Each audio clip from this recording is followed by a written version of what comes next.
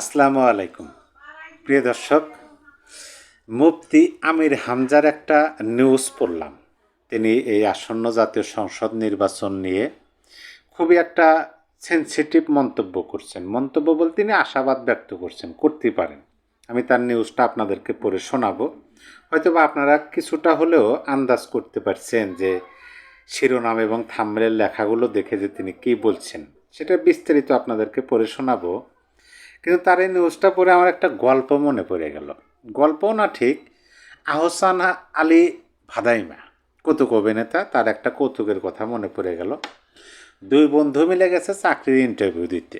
এখন প্রথম বন্ধু তিনি গেছেন, আহসান আলী ভাদাইমা তিনি বাইরে দাঁড়িয়ে আছেন। তার বন্ধু ইন্টারভিউ শেষ করে বাইরে বের হয়েছেন, তারপরে তার পালা, তার নামও ডাকছে, আহসান আলীর নাম ডাকছে। তখন বাদাইমা তার বন্ধুরে জিজ্ঞেসেছে, তোমার কি কি প্রশ্ন জিজ্ঞেসছিল, কয়টা প্রশ্ন জিজ্ঞেসছে, কি কি উত্তর দিছ? তো তার বন্ধু বললেন যে আমাকে 3টা প্রশ্ন করছে। প্রথম প্রশ্ন কি? প্রথম প্রশ্ন আমারে করছে যে বাংলাদেশের স্বাধীনতার ঘোষক কে? তখন বলছে তুমি উত্তর কি দিছ? তখন বলছে যে আমি উত্তর দিছি যে দাবি তো অনেকে অনেকভাবে করেন, কেউ কেউ বলেন বঙ্গবন্ধু শেখ মুজিবুর রহমান, কেউ কেউ বলেন শহীদ জিয়াউর রহমান। এইটা শোনার পরেই তারা শোনা লাগবে, আচ্ছা ঠিক আছে। তিনি ঢুকে গেছেন রুমের মধ্যে ইন্টারভিউ দেওয়ার জন্য। তো আহসান আলীকে যে যারা ইন্টারভিউ নিতেছেন তারা প্রশ্ন করছেন যে আপনার বংশ পরিচয় কী? তখন ওই যে বংশ প্রশ্নটার দিকে তার কিন্তু খেয়াল নাই। তার খেয়াল হলো যে প্রথম প্রশ্ন, তার বন্ধুকে যে প্রথম প্রশ্ন করছে, যেহেতু তাকেও সেই প্রথম প্রশ্ন, তখন প্রথম প্রশ্নের উত্তরে তিনি বলতেছেন দাবি তো অনেকেই করেন, কেউ কেউ বলেন বঙ্গবন্ধু শেখ মুজিবুর রহমান, কেউ কেউ বলেন শহীদ জিয়াউর রহমান। মানে তিনি প্রথম প্রশ্নের উত্তর দিলেন, কিন্তু প্রশ্নটা কিন্তু ভিন্ন। তার বন্ধুকে প্রশ্ন করছিলেন স্বাধীনতার ঘোষক, আর তাকে প্রশ্ন করছেন আপনার বংশ পরিচয়। তিনি ওই বঙ্গবন্ধু জিয়াউর রহমানের নাম বলে দিচ্ছেন। আমার কাছে এই মুফতি আমির হামজার এই উক্তিটি বা এই নিউজটা পড়ার পরে আমার কাছে সেরকমই মনে হয়েছে। আপনাদের কি অনুভূতি হয় অবশ্যই কমেন্ট বক্সে লিখে দিবেন। দেখেন, কুষ্টিয়া 3 সদর আসনে, আমি শিরোনামটা আগে বলি। শিরোনামটা বললে হয় কি, আপনারাও চাইলে আপনারা পড়ে নিতে পারেন। শিরোনামটা হলো 9 দিন পর বাংলাদেশের প্রধানমন্ত্রী ডক্টর শফিকুর রহমান আমির হামজা। মানে তিনি আশা ব্যক্ত করছেন যে যেহেতু আর 9 দিন আছে নির্বাচন হলে জামাত ইসলাম ক্ষমতায় যাবে, জামাতে ইসলাম ক্ষমতায় গেলেই তো শফিকুর রহমান হবেন হচ্ছে প্রধানমন্ত্রী।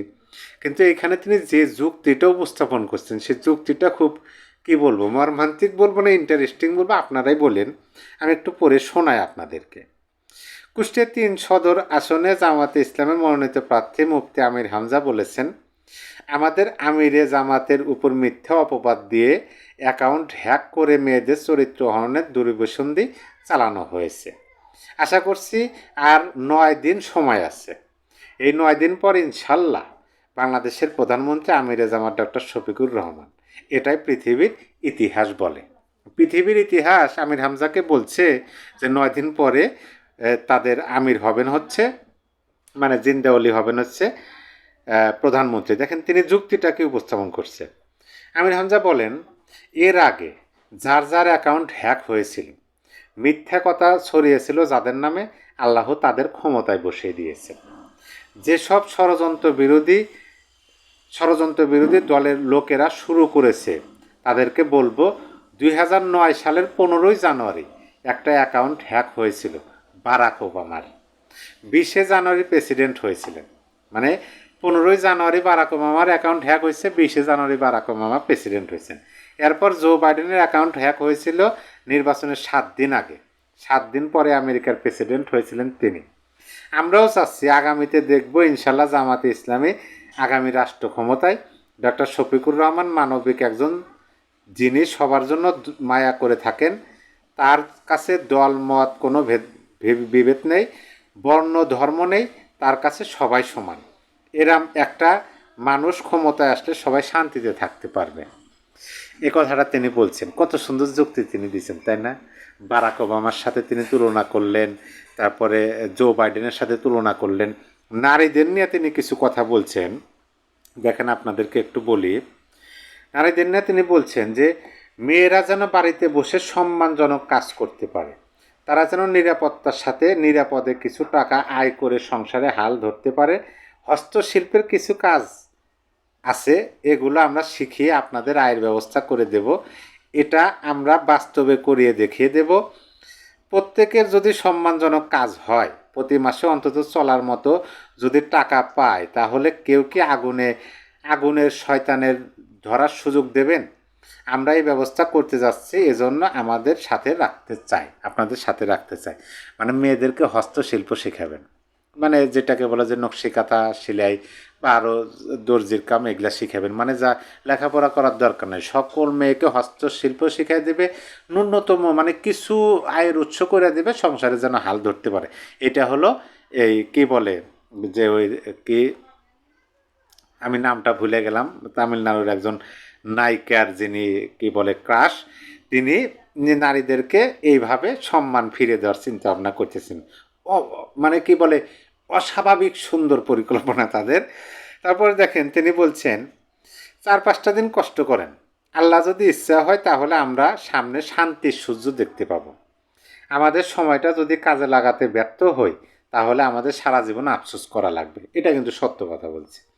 প্রশ্ন আসতেই পারে, এই ভোটের জন্য আফসোস কিসের? আল্লাহর বিধান যদি আমরা কায়েম করতে না পারি, মানুষের তৈরি বিধান দিয়ে কি হবে? তা আপনারা দেখছেন 54 বছরে কেউ আমরা শান্তিতে নাই। গত 54 বছরে আমির হামজারা কেউ শান্তিতে নাই, যার কারণে এখন তারা কি বলে শান্তিতে থাকার জন্য নির্বাচনে জয়যুক্ত হবেন। এই যে কথাগুলো, এই কথাগুলো আপনি বলতে পারেন যে এটা আশাবাদ ব্যক্ত করতেছেন তারা, এটা বলতেই পারেন, যে কেউ বলতে পারে। কিন্তু আমি এটাকে শুধু শুধু আশা এটা বলবো না। এটার পিছনে যে ম্যাটিকুলাস রিজন থাকবে না বা নাই, সেটা আপনি কিভাবে বলতে পারেন? যেমন ধরেন এই যে নির্বাচনটা অনুষ্ঠিত করতেছে, কারণ আপনি বলবেন নির্বাচন কমিশন কার আন্ডারে আছে? যদিও বলা হয় স্বাধীন নির্বাচন কমিশন, কিন্তু আমরা সেরকম পাচ্ছি না। প্রধান উপদেষ্টা তিনি স্বয়ং বলছেন যে ছাত্রদের একটা নতুন রাজনৈতিক দল আছে, সেখানে অনেকে নির্বাচিত হবেন, অনেকে মন্ত্রীও হবেন, অনেকে তো স্বরাষ্ট্র মন্ত্রণালয় নেওয়ার জন্য বলছেন। এই নাসিরুদ্দিন পাটোয়ারি বলছেন যে তিনি স্বরাষ্ট্রমন্ত্রী হলে এই করবেন, মানে এগুলা প্রকাশ করতেছেন। পাশাপাশি প্রধানমন্ত্রী ডিক্লেয়ার দিয়ে দিলেন। তাইলে এই নিউজটা পড়ার পরে কি বলতে পারি যে নির্বাচন অনুষ্ঠিত হওয়ার আগেই প্রধানমন্ত্রী ঘোষণা করে দিলেন আমির হামজা যে কে হবেন প্রধানমন্ত্রী। দেখেন নির্বাচনটা কোন দিকে যায়। আমরা তো বারবার বলতেছি আপনার মামুদের নির্বাচন, এই নির্বাচন যে ভাগাভাগি ভাগ বটরার নির্বাচন, সেটা বোঝাই যাচ্ছে। তারপরে কোন দিকে যায়, যেহেতু পাল্টা বক্তব্য চলতেছে, প্রধানমন্ত্রী নির্ধারণ করা হইতেছে, এই কথা এভাবে বলতে পারে যে আশা করি নির্বাচনে জয়যুক্ত হলে, জামাত ইসলাম যদি নির্বাচনে জয়যুক্ত হয়, তাহলে প্রধানমন্ত্রী হবে অমক। এইভাবে বলা যেত। তিনি নাম ডাক উচ্চারণ করে বলতেন 9 দিন পরেই অমক প্রধানমন্ত্রী হয়ে যাবেন। কিভাবে বলেন? এই কনফিডেন্ট আত্মবিশ্বাসটা তারা কোথায় পায়? প্রিয় দর্শক, আপনার মূল্যবান মতামত অবশ্যই কমেন্ট বক্সে লিখে দেবেন। সবাই ভালো থাকবেন। আল্লাহ হাফেজ।